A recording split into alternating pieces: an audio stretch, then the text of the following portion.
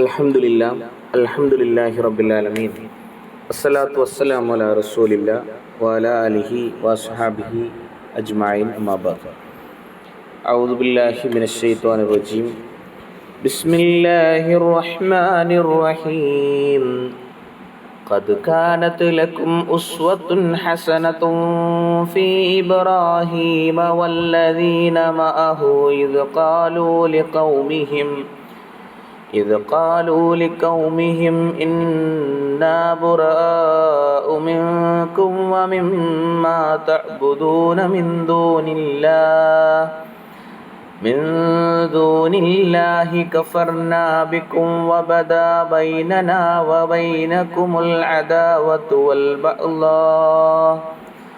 والبغضاء أبدا حتى تؤمنوا بالله وحده إلا قول إبراهيم لأبيه لأستغفرن لك وما أملك لك من الله من شيء ربنا عليك توكلنا وإليك أنبنا وإليك المصير. صدق الله العلي العظيم. സ്നേഹ ബഹുമാനം നിറഞ്ഞ സഹോദരങ്ങളെ, അസ്സലാമു അലൈക്കും വറഹ്മത്തുള്ളാഹി തആല വബറകാതുഹു. അള്ളാഹു നമ്മെല്ലാം അനുഗ്രഹിക്കുമാറാകട്ടെ. സൂറത്തു മുംതഹിനയിലെ 3 ആയത്തുകളാണ് ഇതുവരെ നമ്മൾ പഠിച്ചത്. ഇനി 4-ാമത്തെ ആയത്താണ് ഇവിടെ പാരായണം ചെയ്തു വെച്ചത്. കുറച്ച് വലിയ ആയത്താണ്. അതിൻ്റെ അർത്ഥം നമുക്ക് നോക്കാം. ഖദ് കാനത് ലക്കും ഉസ്വത്തുൻ ഹസനത്തുൻ ഫീ ഇബ്രാഹീമ വല്ലദീന മഅഹു. തീർച്ചയായും ഇബ്രാഹീമിലും അദ്ദേഹത്തോടൊപ്പമുള്ളവരിലും നിങ്ങൾക്ക് മഹിതമായ മാതൃകയുണ്ട്, ഉത്തമമായ മാതൃകയുണ്ട്. ഇത് ഖാലു, അവർ പറഞ്ഞു, ലിഖൗമിഹിം, തങ്ങളുടെ ജനതയോട്, ഇന്നാ ബുറആഉ മിൻകും വമിമ്മാ തഅ്ബുദൂന മിൻ ദൂനില്ലാഹി, നിങ്ങളുമായോ അള്ളാഹുവെ വെടിഞ്ഞ് നിങ്ങൾ ആരാധിക്കുന്നവയുമായോ ഞങ്ങൾക്കൊരു ബന്ധവുമില്ല. കഫർനാ ബിക്കും വബദാ ബൈനനാ വബൈനക്കുമുൽ അദാവത്തു വൽ ബഗ്ളാഉ അബദാ, നിങ്ങൾ അള്ളാഹുവിൽ വിശ്വസിക്കുന്നതുവരെ ഞങ്ങൾക്കും നിങ്ങൾക്കുമിടയിൽ വെറുപ്പും വിരോധവും പ്രകടമായിരിക്കുന്നു. ഇല്ലാ ഖൗല ഇബ്രാഹീമ ലി അബീഹി, അതിൽ നിന്ന് വ്യത്യസ്തമായിട്ടുള്ളത് ഇബ്രാഹിം അലൈഹിസ്സലാം തൻ്റെ പിതാവിനോട് പറഞ്ഞ ഈയൊരു വാക്കാണ്. എന്നിട്ട് ഇബ്രാഹിം നബി പറഞ്ഞത് പറയാണ്, ല അസ്തഗ്ഫിറന്ന ലക വമാ അംലികു ലക മിനല്ലാഹി മിൻ ഷൈ, ഞാൻ താങ്കളുടെ പാപമോചനത്തിനായി പ്രാർത്ഥിക്കാം. ല അസ്തഗ്ഫിറന്ന ലക, പക്ഷെ വമാ അംലികു ലക മിനല്ലാഹി ഷൈ, പക്ഷേ അള്ളാഹുവിൽ നിന്ന് അങ്ങക്ക് എന്തെങ്കിലും നേടിത്തരിക എന്ന് പറയുന്നത് എൻ്റെ കഴിവിൽപ്പെട്ടതല്ല എന്ന് പറയുന്ന ഒരു വാക്ക്. എന്നിട്ട് അവർ പ്രാർത്ഥിക്കുന്നുണ്ട്, റബ്ബന അലൈക തവക്കൽന വ ഇലൈക അനബ്ന വ ഇലൈക്കൽ മസീർ, ഞങ്ങളുടെ റബ്ബേ, ഞങ്ങൾ നിന്നിൽ മാത്രം പരമേൽപ്പിക്കുന്നു. അലൈക തവക്കൽന വ ഇലൈക അനബ്ന, നിന്നിലേക്കാണ് ഞങ്ങൾ ഖേദിച്ചു മടങ്ങുകയും ചെയ്യുന്നത്.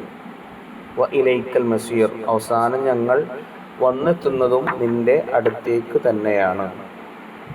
കുറച്ച് വലിയ ആയത്താണ്. അതുകൊണ്ട് തന്നെ അർത്ഥം ആ അർത്ഥത്തിൽ തന്നെ നമ്മൾ കൃത്യമായി മനസ്സിലാക്കേണ്ടതുണ്ട്. ഇവിടെ പ്രവാചകൻ ഇബ്രാഹിം നബി അലൈഹിസ്സലാം ആദർശമാർഗത്തിൽ കുടുംബ ബന്ധം ഉപേക്ഷിക്കേണ്ടി വന്നതിൻ്റെ ഒരു കാര്യമാണ് ഇവിടെ സൂചിപ്പിക്കുന്നത്. ഇബ്രാഹിം നബി അലൈഹിസ്സലാമയുടെ ജീവിതം കാണിച്ചുകൊണ്ട് പറയുകയാണ്, ആദർശമാർഗത്തിൽ ചിലപ്പോൾ കുടുംബ ബന്ധങ്ങൾ വരെ ഉപേക്ഷിക്കേണ്ടി വരും. ഇബ്രാഹിം നബിയും ഒപ്പമുള്ളവരിലും നിങ്ങൾക്ക് മാതൃകയുണ്ട് എന്ന് പറയുന്നത്, ഒപ്പമുള്ളവർ എന്ന് സൂചിപ്പിക്കുന്നത് അന്ന് ഇബ്രാഹിം നബി അലൈഹി ഇസ്ലാമിൽ വിശ്വസിച്ച ആളുകൾ എന്ന അർത്ഥത്തിലും, മറ്റൊന്ന് പിന്നീട് ഇബ്രാഹിം നബി അലൈഹി സ്വലാമയുടെ സന്താന പരമ്പരയിൽ വന്ന പ്രവാചകന്മാരെയുമാണ് എന്ന് കാണാൻ കഴിയും. അവർ തങ്ങളുടെ ജനതയോട് പറഞ്ഞത്, നിങ്ങളുടെ വിശ്വാസ സംസ്കാര രീതിയിൽ വലിയ വ്യത്യാസം ഉള്ളതുകൊണ്ട് തന്നെ നിങ്ങളുമായി ഞങ്ങൾക്കൊരു ബന്ധവുമില്ല. നിങ്ങളുള്ളത് മറ്റൊരു ദൈവസങ്കല്പത്തിലാണ്. അതുകൊണ്ട് നിങ്ങളുടെ അസത്യത്തെ ഞങ്ങൾ തീർത്തും തള്ളിപ്പറയുകയാണ്.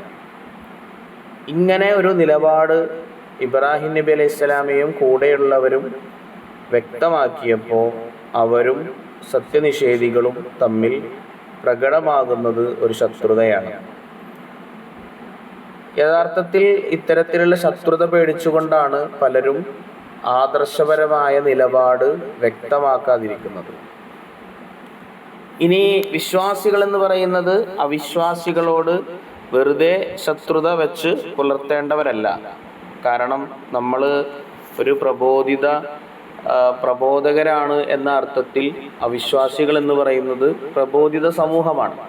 അതുകൊണ്ട് അവരോട് നല്ല രീതിയിൽ പെരുമാറുക എന്നത് നമ്മുടെ ഒരു ബാധ്യതയാണ്.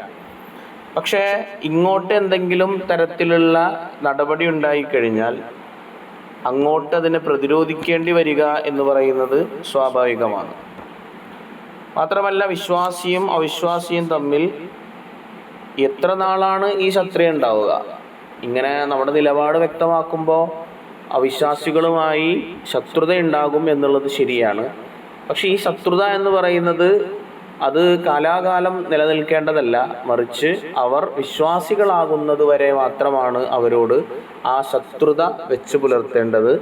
അവർ വിശ്വാസികളായി കഴിഞ്ഞാൽ പിന്നീട് വിശ്വാസ ബന്ധത്തിലുള്ള സഹോദരങ്ങളായി മാറുന്നു എന്ന അപൂർവ കാഴ്ചയെ നമുക്ക് കാണാൻ സാധിക്കും. ഇബ്രാഹിം നബി അലൈഹി സ്വലാമയുടെ നിലപാടിനെ കുറിച്ച് നമുക്ക് ധാരാളമായി ചരിത്രത്തിൽ നിന്ന് വായിച്ചെടുക്കാവുന്നതാണ്. അവിശ്വാസികളോടും നാട്ടിലെ ഭരണകൂടത്തോടുമെല്ലാം അദ്ദേഹത്തിൻ്റെ നിലപാട് വളരെ കൃത്യമായി കാണിക്കുന്നു. എന്നാൽ അതോടൊപ്പം ഇവിടെ പറയുന്ന പിതാവിനോട് കാണിച്ച വൈകാരികമായൊരു സമീപനം അത് നിങ്ങൾ അനുകരിക്കേണ്ടതില്ല എന്നതാണ് ഖുർആൻ സൂചിപ്പിക്കുന്നത്. കുടുംബ ബന്ധുക്കളോട് അല്ലെങ്കിൽ അവിശ്വാസികളോട് വളരെ കൃത്യമായ നിലപാട് സ്വീകരിക്കണം എന്ന് പറയുകയും ആ നിലപാട് സ്വീകരിച്ചതിൽ വിശ്വാസികൾക്ക് ഇബ്രാഹിം നബി അലൈഹി സ്വലാമയിലും കൂട്ടരിലും വലിയ മാതൃകയുണ്ട് എന്ന് പറയുകയും, എന്നാൽ ഇബ്രാഹിം നബി അലൈഹി സ്വലാം തന്നെ വൈകാരികമായി കാണിച്ച ഒരു സമീപനം അത് പിതാവിനോടായിരുന്നു, അത് നിങ്ങൾ അനുകരിക്കേണ്ടതില്ല എന്നതാണ് ഖുർആൻ നമ്മളോട് പറഞ്ഞു വെക്കുന്നത്. ഇബ്രാഹിം നബി അലൈഹി സ്വലാം പറയുന്നുണ്ട്, ഞാൻ താങ്കൾക്ക് വേണ്ടി പാപമോചനം തേടും. പിതാവിനോടാണ് പറയുന്നത്. മാത്രമല്ല പക്ഷേ പറയാണ്, അള്ളാഹുവിൽ നിന്ന് എന്തെങ്കിലും അല്ലെങ്കിൽ ഇത്തരത്തിലുള്ള ഈ ഒരു സന്മാർഗം നേടിത്തരാൻ ഞാനിങ്ങനെ പാപമോചനം നടത്തിക്കൊണ്ട് നിങ്ങൾക്കത് നേടിത്തരാൻ കഴിയുമെന്നും ഞാൻ വിശ്വസിക്കുന്നില്ല എന്ന് അദ്ദേഹം പറയുന്നുണ്ട്. സൂറത്ത് തൗബയിലൊക്കെ തന്നെ ഇതുമായി ബന്ധപ്പെട്ട പരാമർശങ്ങൾ നമുക്ക് കാണാൻ സാധിക്കും. ഇത് ഇബ്രാഹിം നബി അലൈഹി സ്വലാം പിതാവിനു വേണ്ടി ഇത്തരത്തിൽ പാപമോചനം തേടിയത് പിതാവിനോട് പറയുന്ന ഒരു കരാറിൻ്റെ അടിസ്ഥാനത്തിലാണ്. പിതാവിനോട് സലാം പറഞ്ഞു പോകുന്ന സന്ദർഭത്തിൽ ഞാൻ താങ്കളുടെ സന്മാർഗത്തിന് വേണ്ടി പ്രാർത്ഥിക്കാം എന്ന് പറയുന്നതിൻ്റെ അടിസ്ഥാനത്തിലാണ് അദ്ദേഹം പിതാവിൻ്റെ പാപമോചനത്തിന് വേണ്ടി പ്രാർത്ഥിക്കുന്നത്. എന്നാൽ അത് അദ്ദേഹത്തിൻ്റെ ഒരു നിലപാട് അല്ലെങ്കിൽ ആദർശമൊക്കെ കൃത്യമായി മനസ്സിലാകുമ്പോൾ അതിൽ നിന്നും പിന്മാറുന്നതായിട്ടും നമുക്ക് ഖുർആനിലൂടെ തന്നെ വായിച്ചെടുക്കാവുന്നതാണ്. ഇതാണ് ഈ ആയത്തിലൂടെ അള്ളാഹു സൂചിപ്പിക്കുന്നത്. ഏറ്റവും അവസാനം വിശ്വാസികൾ ഭരമേൽപ്പിക്കുന്നതും മടങ്ങിപ്പോകുന്നതും ഖേദിച്ചു മടങ്ങേണ്ടതും ഏറ്റവും അവസാനം മടങ്ങിച്ചെല്ലേണ്ടതുമൊക്കെ അള്ളാഹുവിലേക്കാണ് എന്ന രൂപത്തിൽ പ്രാർത്ഥിച്ചുകൊണ്ടുള്ള ഒരു പ്രാർത്ഥന, അതും നമുക്ക് ഈ ആയത്തിൻ്റെ അവസാനത്തിൽ കാണാൻ സാധിക്കും. അതുകൊണ്ട് ഈ വലിയൊരു ആയത്ത് അതിൻ്റെ ആശയം ഉൾക്കൊണ്ടുകൊണ്ട് ജീവിക്കാൻ, അതായത് നേരത്തെ കുടുംബ ബന്ധങ്ങൾക്ക് വേണ്ടി ഇസ്ലാമിനെ വരെ ഒറ്റുകൊടുക്കാൻ ശ്രമിച്ച ഒരു ചരിത്രത്തെക്കുറിച്ച് പറഞ്ഞു. എന്നാൽ അതുകൊണ്ട് യാതൊരുവിധ നേട്ടവും ഉണ്ടാവില്ല, പരലോകത്ത് വരെ വലിയ നഷ്ടമാണ് ഉണ്ടാവുക, നമ്മൾ ചെയ്തത് മാത്രമാണ് നമുക്കുണ്ടാവുക എന്ന് പറയുന്നു. അതിനുശേഷം ആദർശമാർഗത്തിൽ കുടുംബ ബന്ധങ്ങൾ ഉപേക്ഷിക്കേണ്ടി വന്നാൽ ഉപേക്ഷിക്കേണ്ടി വരും. അവിടെ ഒരു സോഫ്റ്റ് കോർണറും കാണിക്കേണ്ടതില്ല, സ്വന്തം പിതാവിനോടാണെങ്കിൽ പോലും എന്ന ഒരു ആശയമാണ് ഇവിടെ പഠിപ്പിക്കുന്നത്. ആശയങ്ങൾ വളരെ കൃത്യമായി പഠിക്കുകയും അത് ജീവിതത്തിൽ പകർത്തുകയും ചെയ്യുന്ന ആളുകളുടെ കൂട്ടത്തിൽ അള്ളാഹു നമ്മെ ഉൾപ്പെടുത്തി അനുഗ്രഹിക്കുമാറാകട്ടെ. വാഹിർ ദഅ്വാന അനിൽ ഹംദുലില്ലാഹി റബ്ബിൽ ആലമീൻ. അസ്സലാമു അലൈക്കും വറഹ്മത്തുള്ളാഹി.